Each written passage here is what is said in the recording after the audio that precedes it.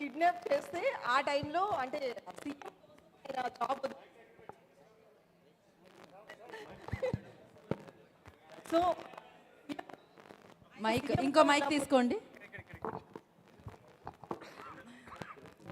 So అతను సీఎంగా ఉన్నప్పుడు ఏదో ఇష్యూస్ వచ్చి ఆయన జాబ్ వదిలేస్తాడు, వైఫ్ని కూడా వదిలేస్తాడు. మళ్ళీ కొడుకు కోసం వీళ్ళందరూ కలుస్తారు. అప్పుడు ఆమె ఎంప్లాయీగా ఉన్నారు, కాప్గా ఉన్నారు. సో కొడుకుని కనిపెట్టడానికి వీళ్ళంతా ఒక గేమ్. అందులో లాస్ట్లో ఆ లేడీస్కి సంబంధించి సమ్ సెన్సిటివ్ పాయింట్ ఇస్తారనిపిస్తుంది. ఎందుకంటే అనిల్ రావుపూడి అంటే 100% ఒక మెసేజ్ ఉంటుంది. అది భగవంత్ కేసరి కావచ్చు, ఇప్పుడు కావచ్చు. ఇది మొత్తం సీఎం పాయింట్ ఆఫ్ వ్యూలో ఉంది. ఇప్పుడు మీరు చెప్పిన దాంట్లో అనిల్కి ఒక కొత్త స్టోరీ దొరికిందండి,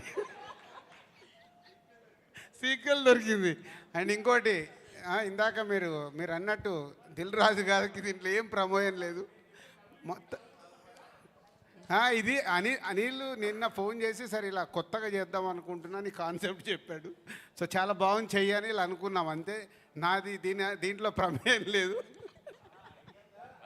ప్రమేయం అంటే కుదరదు, గెస్ట్ చేసిన వాళ్ళకి గిఫ్ట్లు ఇవ్వాల్సిందే.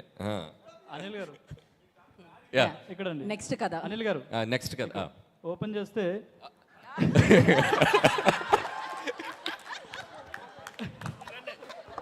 నెక్స్ట్ షాట్ చెప్పండి సార్. అదే సాయి కుమార్ గారు ఎలివేషన్తో మీరు వస్తారు. అప్పట్లో ఒకడు ఉండేవాడు పోలీసు, ఇలా ఉండేవాడు, ఇలా గంభీరంగా ఇలా ఉండే, ఆయన కొడితే ఎక్కడెక్కడ వెళ్ళిపోతారని ఒక ఎలివేషన్ వస్తుంది. ఎలివేషన్తో మీరు వస్తారు. అక్కడ ఒక ఊర్లో గ్రామంలో సాఫ్ట్వేర్ కంపెనీ పెట్టాలనుకుంటారు. కాకపోతే అక్కడ ఒక ప్రాబ్లం వస్తుంది. అప్పుడు మిమ్మల్ని తీసుకొస్తారు పోలీస్గా. మీకు ఐశ్వర్య కాదు ఏమన్నారు మీనాక్షి గారు సపోర్ట్ చేస్తారు. ఆమె ఆల్రెడీ డిపార్ట్మెంట్లో ఉంటారు. సపోర్ట్ చేసిన తర్వాత మీరు ఎలాగో ఎక్స్ గర్ల్ ఫ్రెండ్ కాబట్టి మీ మధ్యలో మళ్ళీ ఆమె వస్తారు. అలా ఫన్ నడుస్తుంటుంది. ఆ తర్వాత సీఎం ఏం చేశారు, అలాగే పార్టీ ప్రెసిడెంట్ ఆ ఊరిని కాపాడడానికి, అలాగే అక్కడ ఫ్యాక్టరీ మైక్రోసాఫ్ట్ ఫ్యాక్టరీ రావడానికి ఏం చేశారు అనేది ఒక స్టోరీ అనుకుంటున్నాను.